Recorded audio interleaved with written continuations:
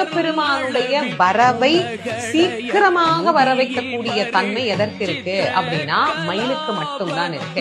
அதனால்தான் நீலச்சிகண்டியில் ஏறும் பிரான் எந்த நேரத்திலும் கோலக்குரத்தியுடன் வருவான் அப்படின்னு அருணகிரி பெருமான் இன்னொரு இடத்துல சொல்றார்.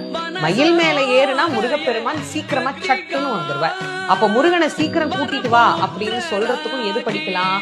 மயில் விருத்தத்தை நாம பாராயணம் பண்ணலாம். இந்த மயில் விருத்தத்துல இன்னொரு விஷயத்தையும் அருணகிரி பெருமான் அழகா சொல்லியிருக்கிறார். சந்தான புஷ்ப பரிமல கிங்கினி முக சரணயுகள அமிர்த பிரபா சந்திரசேகர மூஷிகாரூட வெகுமோக சத்யப்பிரிய ஆலிங்கன சிந்தாமணி கலசகர கடக்க போல திரியம்பக விநாயகன் முதல் சிவனை வலம் வரும் அளவில் உலகடைய நொடியில் வரும் சித்திரக்கலாபமயிலாம் மந்தாகினி பிரப வதரங்க விதரங்க வனசோரோதய கிருத்திகா வரபுத்திர ராஜீவ பரியங்க தந்திரிய வராச்சலன் புலிசாயுதத்து இந்திராணி மாங்கல்ய தந்து ரக்ஷா